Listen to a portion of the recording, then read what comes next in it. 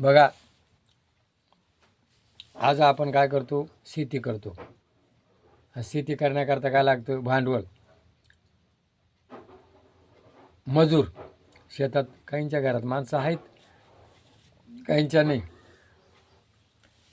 आणि मग शेती करताना आज मजुरी खूप वाढली. कंपनीवाला काय करतो, 500 रुपये रोज देतो. किती घंटे काम करून घेतो, 12 घंटे.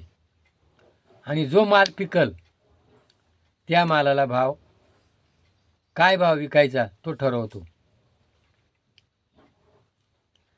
आणि आलंच काही तो डायरेक्ट तोटा दाखवतो. शासन त्याला माफ करतं. कंपनी दिवाळखोरीत निघाली. तसं शेतकऱ्याचं नाही आहे. शेतकऱ्याला मजूर किती वाजता येतो, 11 वाजता येतो. 1 तासभर जेवण करतो आणि 5ला निघून जातो.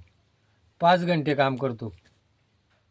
आणि जो माल पिकल त्या मालाला भाव कोण ठरवतं, शासन किंवा व्यापारी. म्हणजे याच्या मालाला याला भाव ठरवता येत नाही. आणि मग शेती व्यवसाय काय तोट्यात आहे. आणि शासन काय देऊ शकत नाही. मग आज चालू वर्षी आमच्या खेडगावात लोकांनी काय केलं, 10-10, 5-5, 6-6 लोक एकत्र यायची. आणि त्याच्या घरातली काही माणसं, याच्या माणसं, आणि खेळीमेळी एकत्र पद्धतीनं आवण्या केला. लागवड लागला नाही. मग हीच पद्धत जर कोणत्याही कामाला सामूहिक शेती जर केली तर तुम्हाला शासनाका हात पसरायची गरज राहणार नाही. जे उन्मत्त झालेलं सरकार आहे, उन्मत्त झालेला जो कृषी मंत्री आहे ना, त्याला धडा देण्याकरता शेतकऱ्यांना हाच मार्ग आहे.